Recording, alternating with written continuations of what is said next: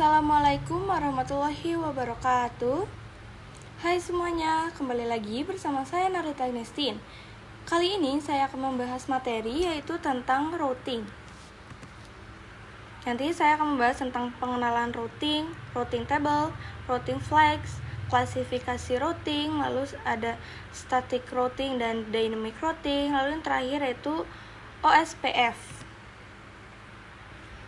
Nah, routing adalah proses pengiriman paket data dari satu jaringan ke jaringan lain melalui perangkat yang disebut router. Routing ini menentukan jalur terbaik untuk mengirimkan data dari sumber ke tujuan berdasarkan informasi yang tersedia tentang jaringan. Nah, routing bekerja pada layer 3 pada networking models.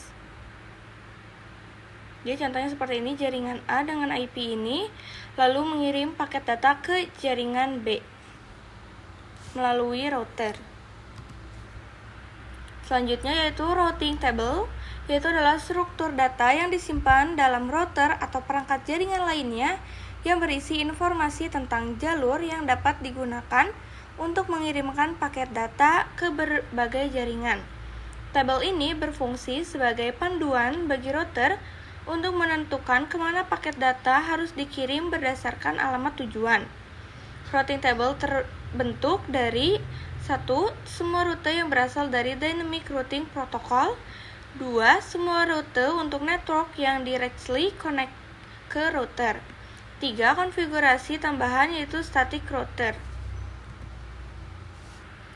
Selanjutnya yaitu Route Flags. Router flags ini adalah indikator yang digunakan dalam routing table untuk memberikan informasi tambahan tentang status atau karakteristik dari rute tertentu. Flags ini membantu router dan administrator jaringan memahami bagaimana rute tersebut berfungsi dan bagaimana paket data itu harus diperlakukan saat melewati rute tersebut. Selanjutnya yaitu klasifikasi routing. Ada dua jenis routing, yaitu ada static routing dan dynamic routing. Static routing itu dibuat dengan menambahkan secara manual is routing table.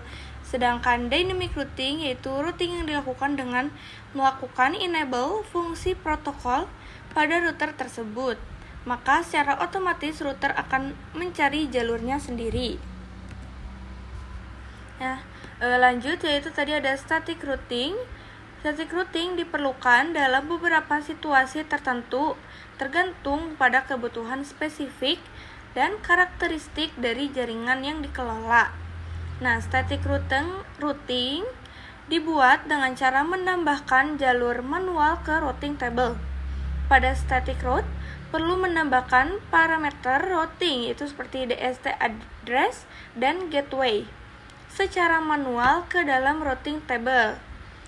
Nah, static routing ini mudah dikonfigurasikan pada jaringan skala kecil, membutuhkan resource yang ringan, dan tidak cocok digunakan untuk jaringan skala besar. Manual konfigurasi setiap penambahan jaringan baru. Lalu ada dynamic routing, yaitu routing dinamis merupakan salah satu cara untuk mendistribusikan informasi routing table secara otomatis. Hal ini untuk memudahkan perubahan dan ekspansi saat memiliki jaringan yang sudah terlalu besar. Dalam konteks routing dinamis, terdapat dua kategori utama dari protokol routing yang digunakan untuk mengelola rute dalam jaringan, yaitu ada IGP dan EGP. IGP yaitu Interior Gateway Protocol dan EGP adalah Exterior Gateway Protocol. Selanjutnya yaitu materi tentang OSPF atau Open Shortest Path First adalah salah satu protokol routing dinamis pada kategori IGP dengan algoritma Link State Protocol yaitu LSR. OSPF ini support IPv4 versi 2 dan IP versi 6 versi 3. Konsep cara kerjanya adalah dengan mencari rute jalur tercepat berdasarkan bandwidth, delay, dan load. Nah, rute yang dipilihnya itu sesuai kecepatan. OSPF yaitu merupakan protokol routing yang menggunakan konsep hierarchy routing. Dengan kata lain, OSPF mampu membagi-bagi jaringan menjadi beberapa tingkatan. Tingkatan-tingkatan ini diwujudkan dengan menggunakan sistem pengelompokan yaitu area. Nah, yaitu OSPF area. Jadi tujuannya untuk memecah topologi jaringan menjadi unit-unit yang lebih kecil yang disebut area untuk mengurangi overhead protokol routing dan meningkatkan efisiensi perutean.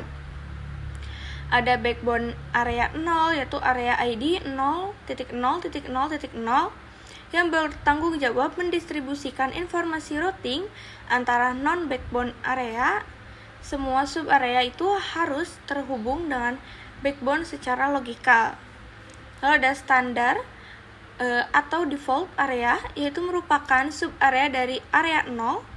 Area ini menerima LSE, intra-area, dan inter-area dari ABR yang terhubung dengan area 0, yaitu backbone area yang pertama.